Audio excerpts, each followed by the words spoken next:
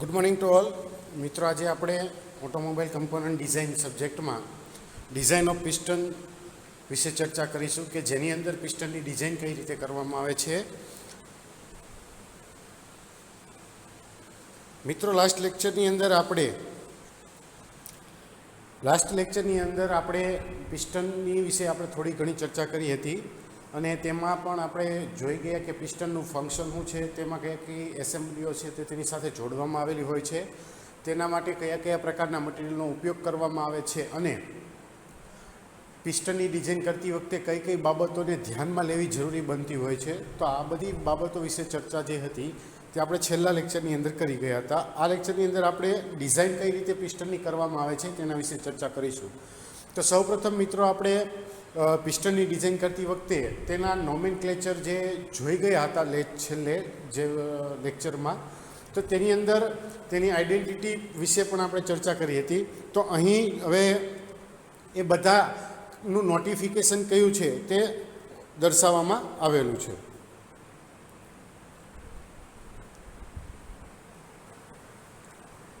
તો અહીં ફિગરમાં આપણને જણાય છે કે પિસ્ટનનો ડાયામીટર જે છે તેને કેપિટલ ડી વડે આઈડેન્ટિફાઈ કરવામાં આવ્યો છે. થિકનેસ ઓફ હેડને TH વડે દર્શાવવામાં આવેલી છે.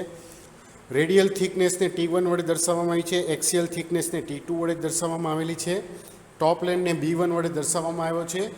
B2ને ring between the gap between the rings કે બે રિંગ વચ્ચેનું અંતર જે છે કે તેને B2 વડે દર્શાવવામાં આવેલું છે. T3ને પિસ્ટન વોલની થિકનેસ તરીકે અહીં આઈડેન્ટિફાઈ કરવામાં આવી છે અને T4ને વોલ થિકનેસ સ્કર્ટની થિકનેસ તરીકે દર્શાવવામાં આવેલી છે. TR જે છે તે થિકનેસ ઓફ રિબ કે જે પિસ્ટન 6 mm કરતાં ઓછી જાડાઈનો પિસ્ટન હેડ હોય તો આવા કિસ્સામાં તેમાં રિબ પ્રોવાઈડ કરવામાં આવતી હોય છે અને રિબની થિકનેસ કેટલી છે તે મેઝર કરવા માટે TRનું સૂત્ર આવે છે કે જેને TR વડે આઈડેન્ટિફાઈ અહીં કરેલી છે. પિસ્ટનની ટોટલ લેન્થને કેપિટલ L વડે દર્શાવવામાં આવેલી છે. સ્મોલ L1 જે છે અહીં દર્શાવેલો કે જે લેન્થ પિસ્ટન પિનની કનેક્ટિંગ રોડના સ્મોલ એન્ડની અંદર ઇન્સર્ટ કરવામાં આવેલી છે, તો તેને L1 તરીકે અહીં દર્શાવવામાં આવેલી છે. D0 જે છે તો તેને પિસ્ટન પિનનો આઉટર ડાયામીટર તરીકે આઈડેન્ટિફાઈ કરવામાં આવે છે અને જો ઇનસાઇડ ડાયામીટર હોય તો તેને DI વડે દર્શાવવામાં આવે છે કે જે આ ડોટેડ લાઇન વડે અહીં ફિગરની અંદર દર્શાવેલો છે. તો સૌથી પહેલાં આપણે ડિઝાઇન શરૂઆત કરીશું. તો તેમાં જોઈએ કે ડિઝાઇન પ્રોસિજરની અંદર સૌથી પહેલાં આપણે ડિઝાઇન આવશે પિસ્ટન હેડની ડિઝાઇન. તો પિસ્ટન હેડની ડિઝાઇનની અંદર શું ડિઝાઇન કરવાનું હોય છે કે પિસ્ટન હેડની થિકનેસ કેટલી છે તે મેજર કરવાની હોય છે. જનરલી પિસ્ટન હેડની ડિઝાઇન જે છે તે બે અલગ અલગ મેથડની મદદથી ડિઝાઇન થતી હોય છે અને તેની ડિઝાઇન બે અલગ અલગ મેથડથી કરવામાં આવે છે કે જેની અંદર સૌથી પહેલી મેથડ છે તે ગ્રેશોફની થિયરી જે છે તેના આધારે છે. એટલે કે according to Grashof formula it is given by TH is equal to √3p into capital D square divided by 16 sigma t. એટલે કે THનું સૂત્ર ડાયરેક્ટ અહીં આપણે ઇમ્પ્લાય કરી શકીએ છીએ, વાપરી શકીએ છીએ અને તેનું સૂત્ર પ્રમાણે ગણતરી કરવા જઈએ તો આપણી પાસે જે વેલ્યુ હોવી જોઈએ તે કેપિટલ D, P અને સિગ્મા ટીની આવશ્યકતા રહેતી હોય છે.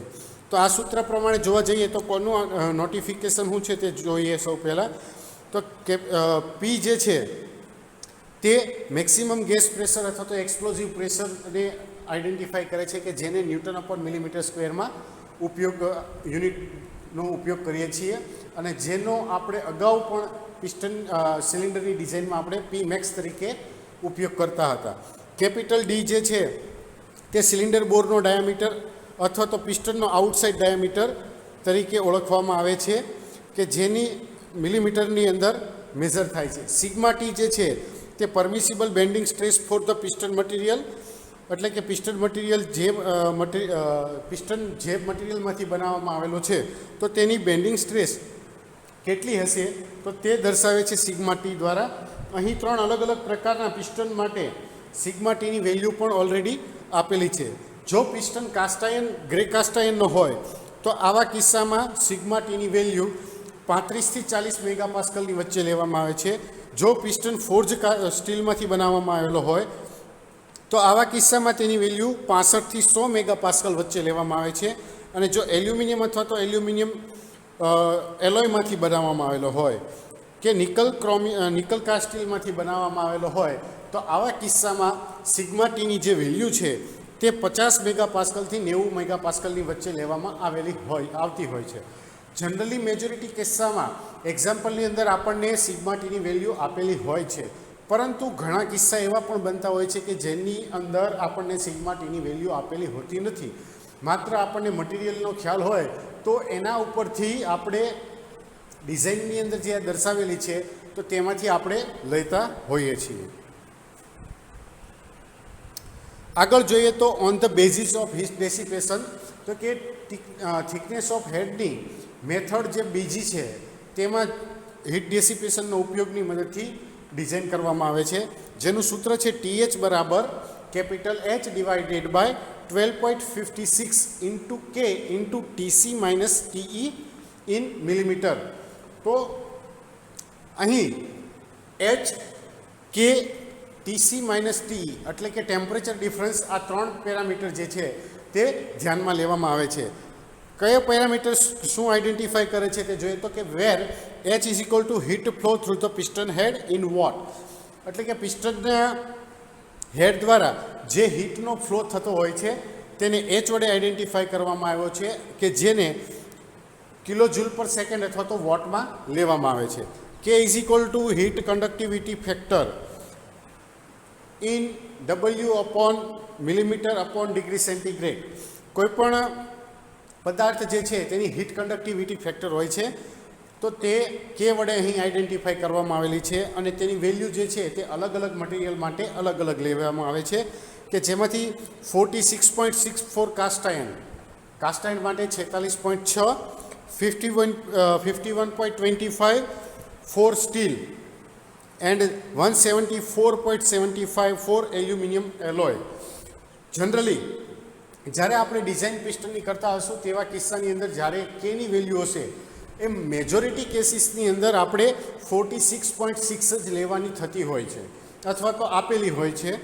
અને આ વેલ્યુની મદદથી આ જે 3 વેલ્યુ આપણને અહીં દર્શાવેલી છે તો તેની મદદથી પણ આપણે જ્યારે આપણે ડિઝાઇન એક્ઝામ્પલ સોલ્વ કરતા હોઈએ અને કેની વેલ્યુ આપેલી ના હોય તો આવા કિસ્સામાં અહીં જે 3 વેલ્યુ જે મટીરિયલ પ્રમાણે જે છે તો તેમાંથી આપણે કોઈ પણ એક લઈ શકતા હોઈએ છીએ. TC is equal to temperature at the centre of piston હેડ.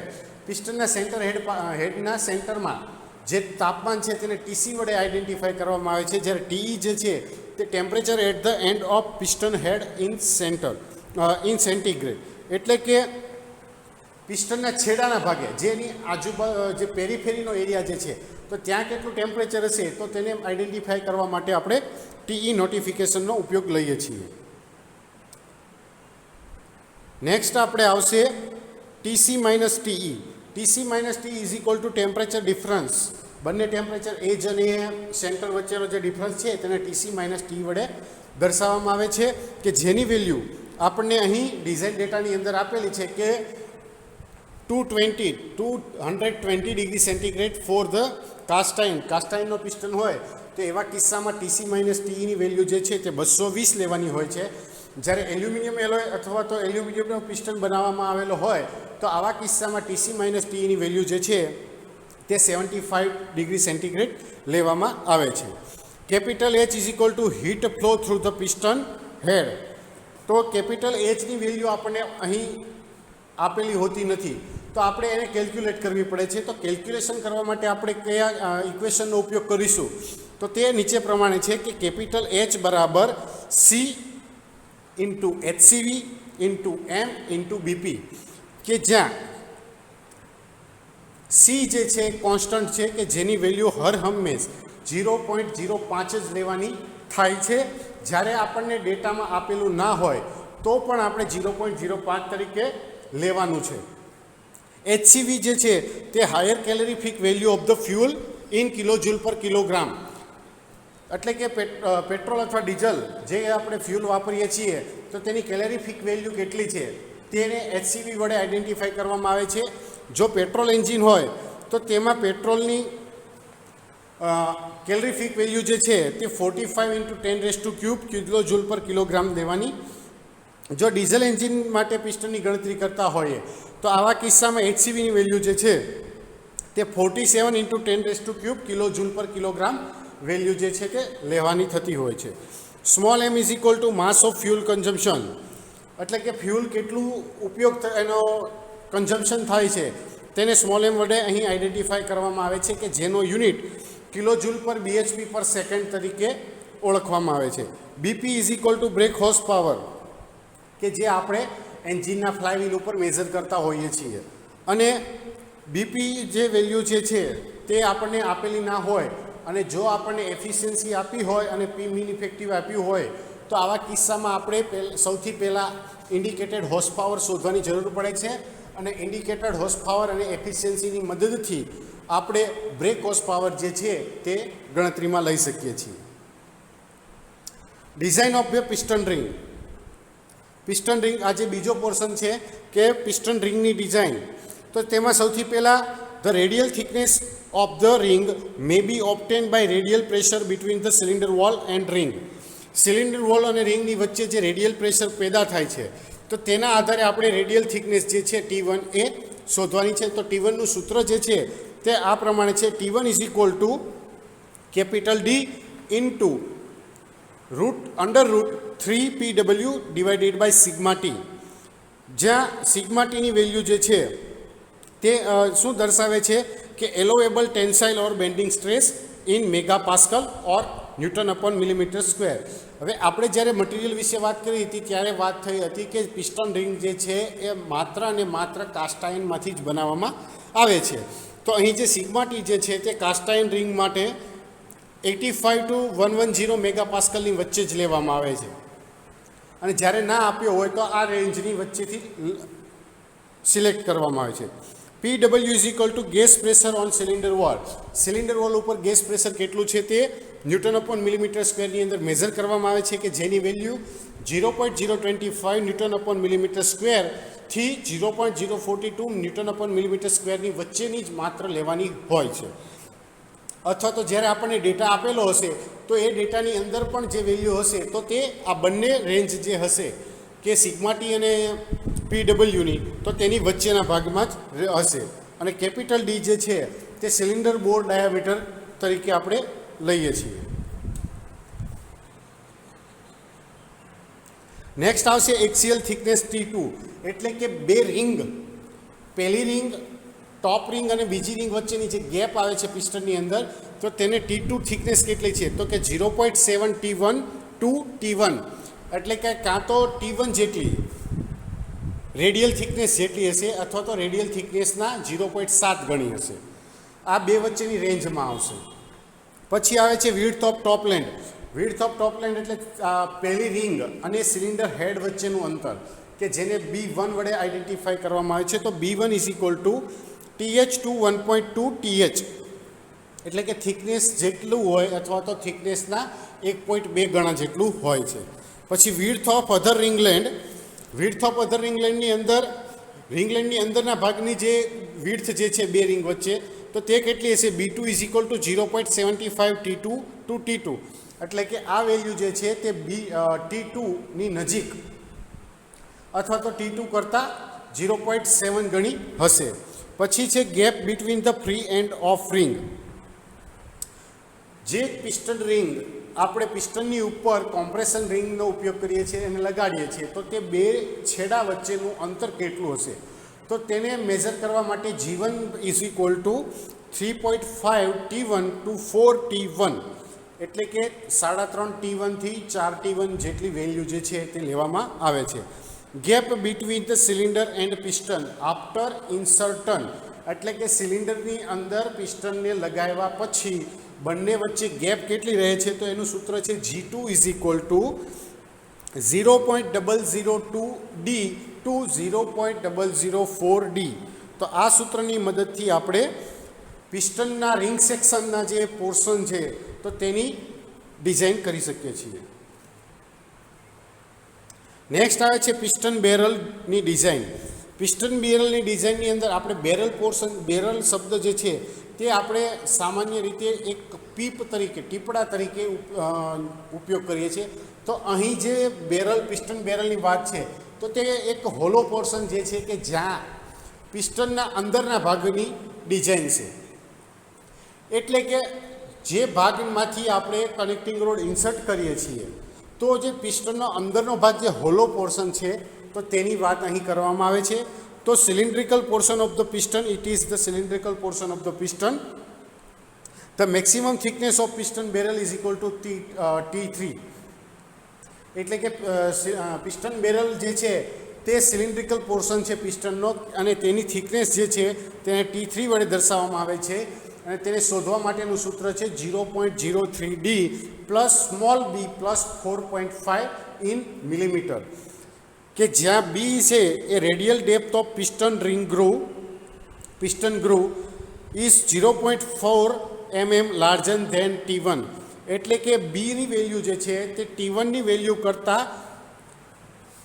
0.4 વધારે છે. એટલે કે B is equal to 0.4 plus T1. એટલે કે બીનું સૂત્ર જે છે તે T1 પ્લસ 0.4 તરીકે લઈ શકાય.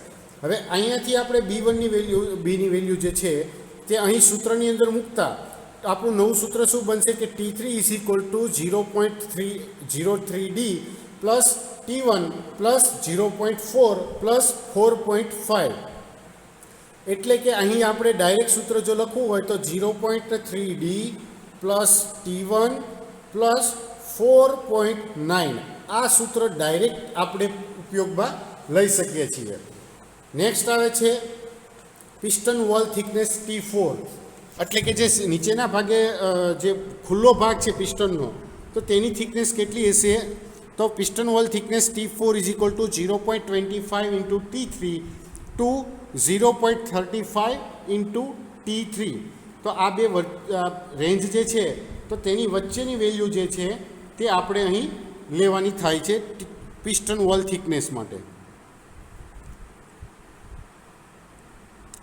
નેક્સ્ટ આવશે પિસ્ટન સ્કર્ટની ડિઝાઇન.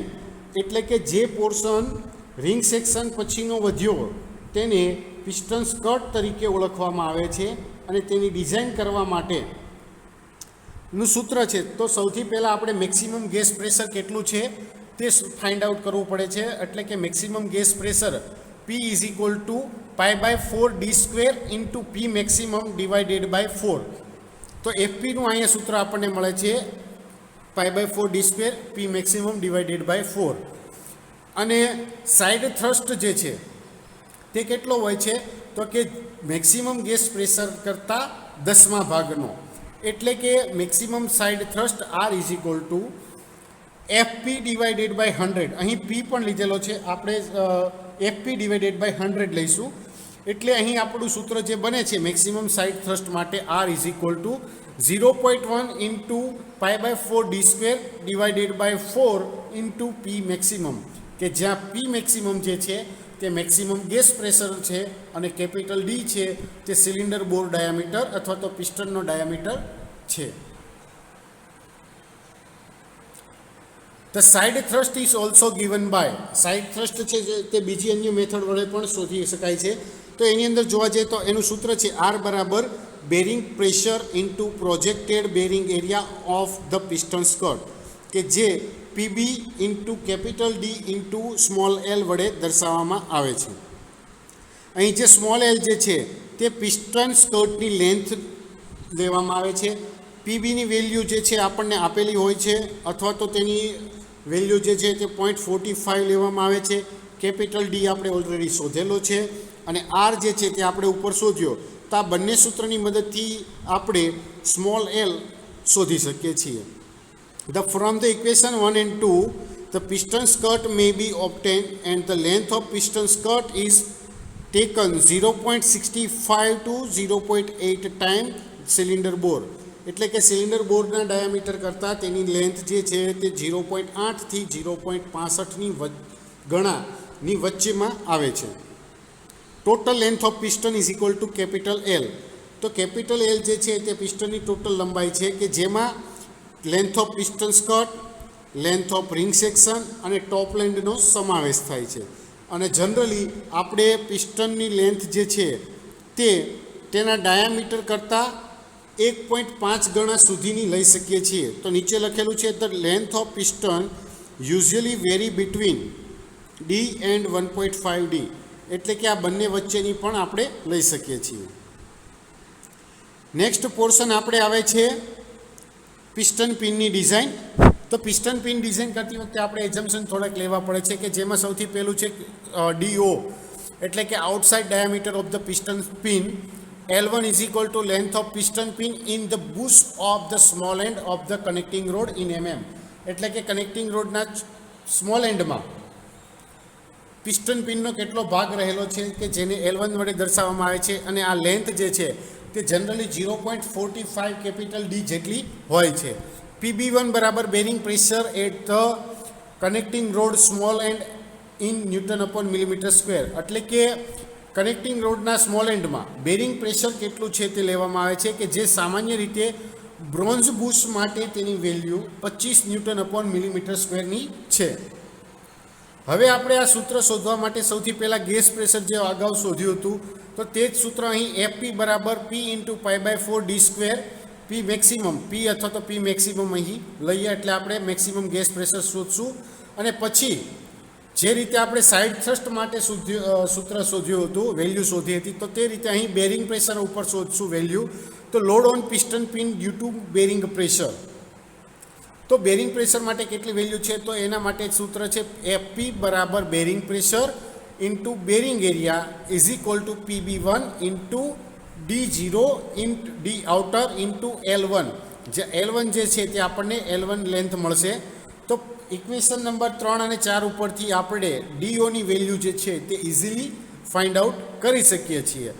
અને ડીઓની વેલ્યુ ઉપરથી આપણે ડીઆઈની વેલ્યુ પણ ઇઝીલી મેળવી શકીએ છીએ. તો ડીઆઈનું જે સૂત્ર જે છે તે આપણે ડીઆઈ બરાબર 0.6 ઇન્ટુ ડી આઉટર કરીએ તો આપણને ડી ઇનરની વેલ્યુ આસાનીથી મેળવી શકીએ છીએ.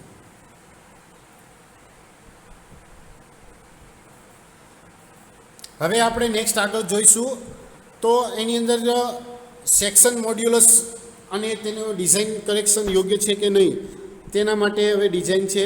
તો સૌથી પહેલાં છે maximum bending moment of the centre of pin. પિનના ડાયમેન્શન જે શોધ્યા તે યોગ્ય છે કે નહીં ડિઝાઇન માટે, તેના માટે આપણે ચેક કરવાનું છે. તો તેના માટે સૌથી પહેલાંની મેક્સિમમ બેન્ડિંગ મોમેન્ટ કેટલી હશે સેન્ટર ઉપર, તો તેનું સૂત્ર છે M બરાબર FP into capital D divided by 8.